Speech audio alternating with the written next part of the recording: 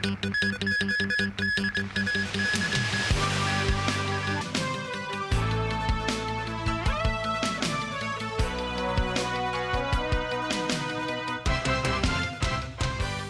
evening. Welcome to TVB News. The Chinese Medicine Hospital announced a fourth increase to its quota of residents eligible for government-subsidized outpatient services at the facility. The services are estimated to double the initial amount set for this year and is expected to benefit over 140,000 people. Timothy Lee tells us more. Having provided outpatient services since operations began in December last year, the Chinese Medicine Hospital already increased its quota for those eligible for government-subsidized services on 3 occasions during the first month of its opening. On Saturday, the hospital announced further additions to the quota to meet rising patient demand, with the figure expected to rise from around 60,000 to more than 140,000 over the course of the first year. Wang Kuai-hyun, the chairman of the hospital, says hospital staff will closely monitor the operational situation on site and make assessments at the end of this year in accordance with societal reaction, as well as resource and manpower arrangements. He adds the latest update to the quota may require increasing the amount of doctors in the facility, but the hospital will prioritize raising its service efficiency for the short term. 3, 2, 1. Having held its inaugural ceremony today, the Hong Kong Global Summit on Chinese Medicine and Integrative Medicine welcomed medical experts from across the world to share the latest research and training materials in the field in a number of themed speeches and forums. More than 8,000 people were expected to have participated in the event. 香港特区政府首次制定5年规划 Speaking about medical innovations in a speech, Secretary for Health Lo Chung-mao says the Hong Kong government is determined to showcase Chinese medicine to the international community as part of the city's first 5-year plan. He adds the Chinese Medicine Hospital earlier signed 16 cooperation agreements with several local universities and key mainland hospitals, during which the Chinese Medicine Hospital also established partnerships with a number of hospitals in Beijing and Shanghai. Timothy Lee, TVB News. Hop On Management Company will convene an online homeowner meeting for One Food Court residents on July the 19th, weeks after owners' request. The government-appointed administrator earlier applied to the Lands Tribunal for an extension but was rejected by authorities. In a statement, Hop On says the meeting will take place at 11 a.m. across 4 venues via live broadcast, including Tai Po Community Centre and Kai Tak Community Hall.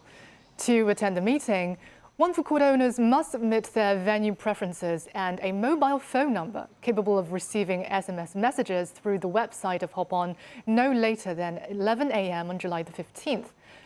A ballot system will be used to assign seats if registrations exceed the available capacity of a venue. Addressing the recent resignation of lawmaker William Wong after he was arrested for his involvement in a suspected drink driving incident, Legislative Council President Starry Lee says Wong bore his responsibility as a legislator. Regarding the possibility of a by-election, the lawmaking body explains it is awaiting the government's arrangement.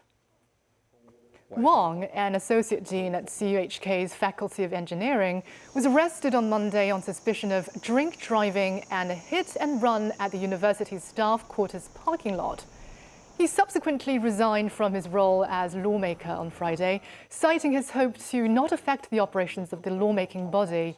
This, as the LegCo president says, the Hong Kong community has high expectations for the conduct of lawmakers and hopes other legislators can learn a lesson from this incident. Secretary for Development Bernadette Lin says that the tenders for 100Q pilot area have a diversified background. The comment comes a day after the tender submission deadline was over for the land parcel. Mimosa Ngai reports. The government received 2 bids for the 100Q pilot area at noon on Friday, the deadline for the tender submission. Speaking on a radio program on Saturday, Secretary for Development Bernadette Lin says the tenders have a diversified background. Lin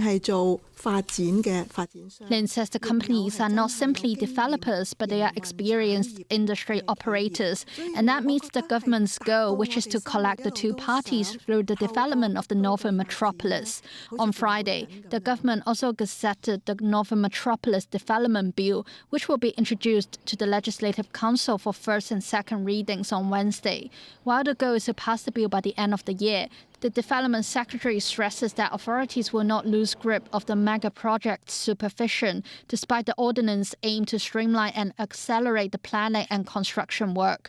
In response to the clashes between Hong Shou-Kil residents and government officials, after the former refused to leave the area, saying they had not been informed in advance, Lin notes that the earliest notice was issued in 2022.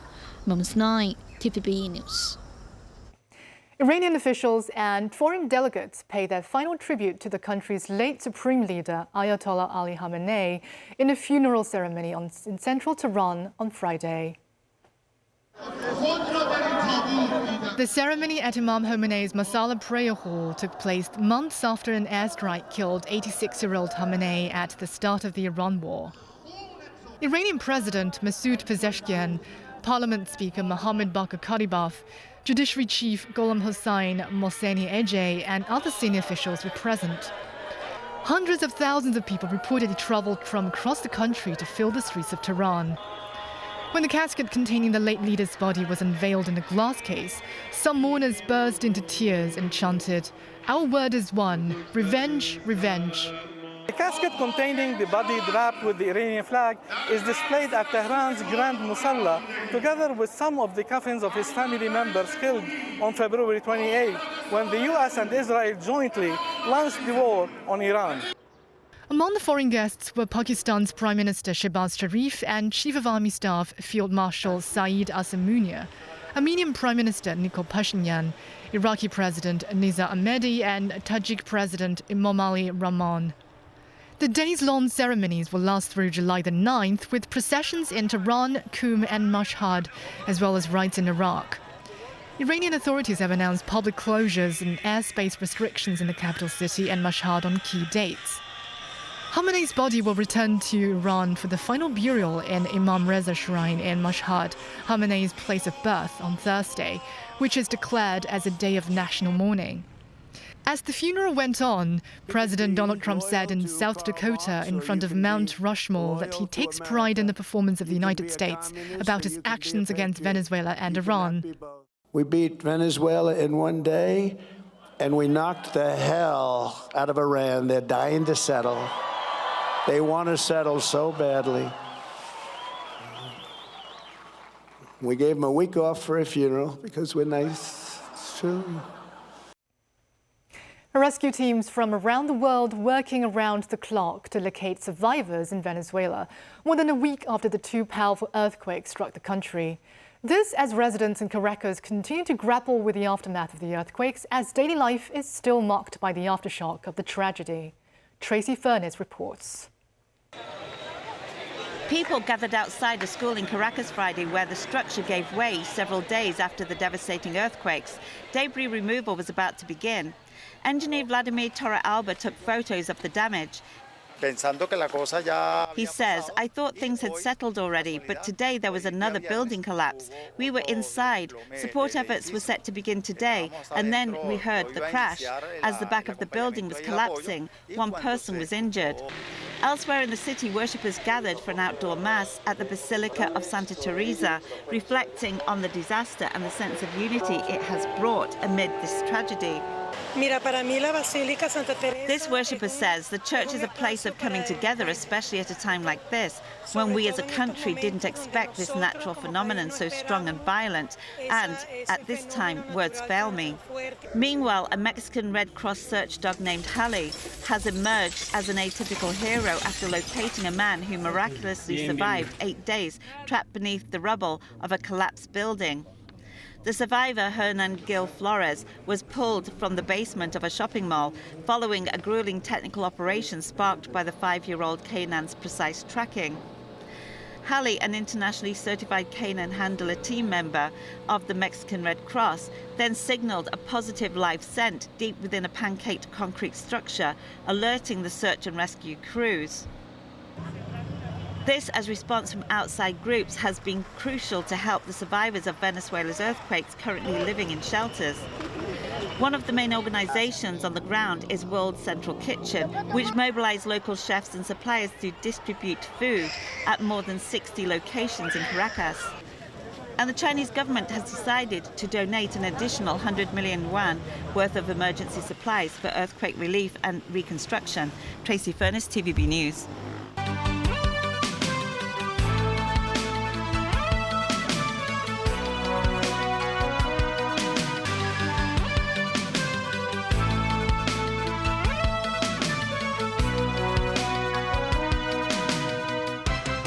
Welcome back. Pop singer Taylor Swift has married to NFL footballer Travis Kelce last night in a secretive ceremony attended by some 1,000 guests at Madison Square Garden, one of New York's iconic venues. Your English teacher and gym teacher have finally gotten married. Taylor Swift's publicist confirms that the singer and her fiancé, Kansas City Chiefs tight end Travis Kelce, tied the knots Friday night and exchanged vows in front of a celebrity-filled guest list, capping their 3-year love story. Comedian Adam Sandler was the surprising officiant of the ceremony. The couple, both 36, did not have bridesmaids or groomsmen, instead picking Taylor's brother Austin Swift as a man of honor and Travis's brother and fellow footballer Jason Kelce as the groom's best man. Numerous fans and spectators amassed on the shut-down Midtown area in blistering heat over the jam-packed July 4th weekend, hoping to get a glimpse of the glitterati. Tight security has been on display as hundreds of police were seen patrolling. There is a lot of commotion happening around me. We have Swifties, fans, New Yorkers all showing up to see if they can catch glimpses of the wedding or even Taylor entering. We have a lineup of black SUVs that are waiting to enter the garden. There is a makeshift tent that has been created. I came because I've been waiting like 20 years for this day, like everybody else. I think that's very historic. I think she stopped the whole city and everyone knows her. So we just came to wish her, again, the best of luck, that God bless them and they are like happily married. Singers Camila Cabello, Jennifer Lopez, Ed Sheeran, actors Hugh Grant, Ethan Hawke, Bradley Cooper, comedian Jimmy Fallon and models Karlie Kloss and Gigi Hadid were spotted entering Madison Square Garden. Athletes, including New York Giants wide receiver Juju Smith-Schuster and Seattle Seahawks wide receiver Cooper Kupp, were also attending. The star-studded wedding bash reportedly stretched into Saturday. A jumbotron around the arena reading "Just Married" was lit up for Taylor and Travis on the big day, and lights atop the Empire State Building turned blue in the evening as a nod to the Something Blue in celebration. Ahead of the nuptials, the two donated $26 million to 20 local and national charities across the U.S. Many of them are located in areas where the couple have deep ties, including Nashville, Los Angeles, and Kansas City. A dangerous heat wave upended the 4th of July celebrations across swaths of the central and eastern United States on Friday. Tracy Furness has more. Yeah, overwhelmingly hot is an understatement. It is incredibly hot. It's a disaster to be out there. And I would just say that these museums are a lifesaver. Outside, the National Archives Museum in Washington, D.C. is dressed in the celebratory America 250 colors, but few people are walking about due to the blistering heat. At the Great American State Fair on the National Mall, a National Guard member explains to tourists why the event was temporarily closed. Yes, we are having a lot of heat-related illnesses. People are just dropping. Okay, all right, so till 5, they're going to... Medics were seen carrying a gurney into the fair after the event was closed for the afternoon. Paramedics had to come in and took out 15 different people because they collapsed under the heat. So they're not shutting things down to be controlling. They shut them down for safety. People, go get yourself hydrated so you can come back in and enjoy this great American fair. Record-breaking temperatures spread to the eastern U.S. from the Midwest earlier in the week due to the emergence of a high-pressure system known as a heat dome, which traps a mass of hot air over a region and can cause humidity to spike. Over 185 million people, more than half of the US population, were under heat alerts Friday, the National Weather Service said, which expects the heat to peak at around 46 degrees Celsius in parts of the country.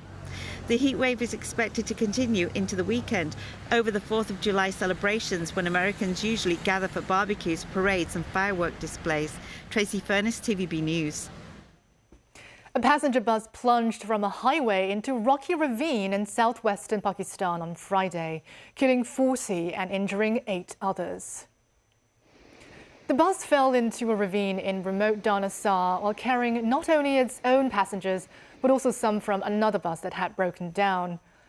Pakistan's President Asif Ali Zardari expresses sorrow over the crash and offers condolences to the families of those killed. Road accidents are common in Pakistan due to poor road conditions, inadequate law enforcement and unsafe driving practices. Chief Executive John Lee inspects the Emergency Control Center of the Civil Engineering and Development Department. Lee and Secretary for Development Bernadette Lin visit the Emergency Control Center. They remind the department to strengthen its flood and landslip prevention work amid the rainy season. Meanwhile, the department displays its latest landslip warning system to Lee. The service organization Lions Clubs International hosts its annual conference in Hong Kong for the 3rd time. The event attracts a total of 17,000 global members. Samantha Lowe has the story. A performance of the 1,000-armed Guan Yin kicked off the opening ceremony of the 108th annual convention at the Asia World Expo. The convention previously came to Hong Kong in 1992 and 2005. Lions Clubs International is one of the largest service organizations in the world, providing humanitarian services such as healthcare and hunger relief. Participants can network with other members from 140 countries and regions across the world. I'm a nurse and I see in my daily practice what diabetes can do to populations. I'm hoping to talk to people that are more involved in the cause so they can provide new perspective on how Brazil and our club can impact society. The basic purpose of our attending this convention is to witness, to hear the stories, the service stories, and if we can do some type of collaborations. Members can also purchase Lions Club's merchandise from other regions. The first ethnic Chinese president of the club suggests that Hong Kong can draw on foreign experiences to enhance the quality of its community services. There's something we are able to offer to other countries that we are able to share with them. On the other hand, in some other countries, they have their own way of things to arrange it, and we are also able to learn from them so that we are able to improve ourselves, especially the efficiencies and how to save the money to help the people. Including the accompanying relatives and friends of the members, the club expects 20,000 people making the special trip to Hong Kong.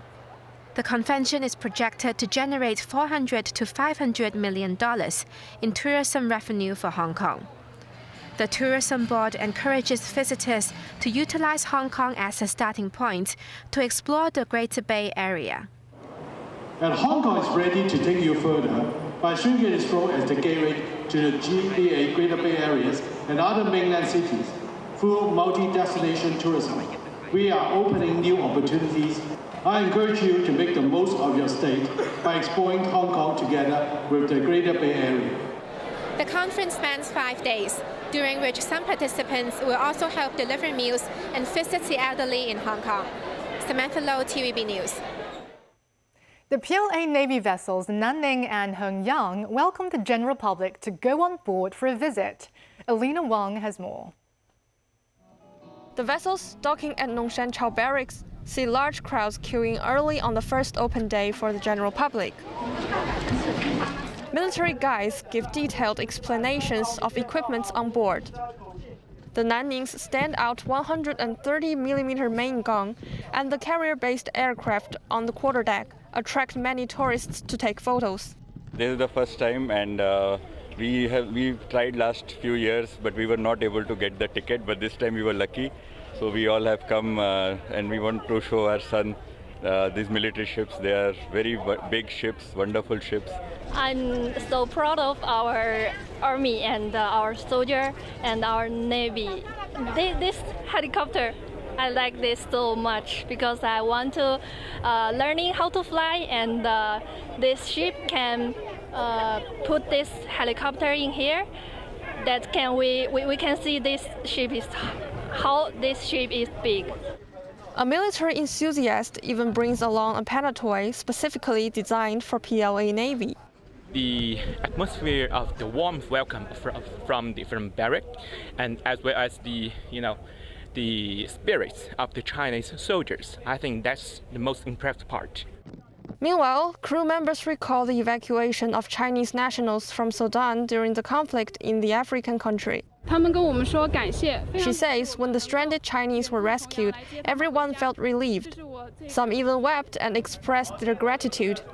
After all, the ships came all the way across the ocean to take them home. To welcome the public, the barracks prepared souvenirs for ticket holders, along with various performances, including one by well-known singer Kenny B, as well as the military band and dancers. Visitors can get hands on semaphore and knot tying and check out nautical instruments up close. Sunday will be the last opening day, and those who have registered can enjoy a day out aboard two of our Navy's finest ships. Alina Wang, TVB News. And that's the news. Thank you for watching.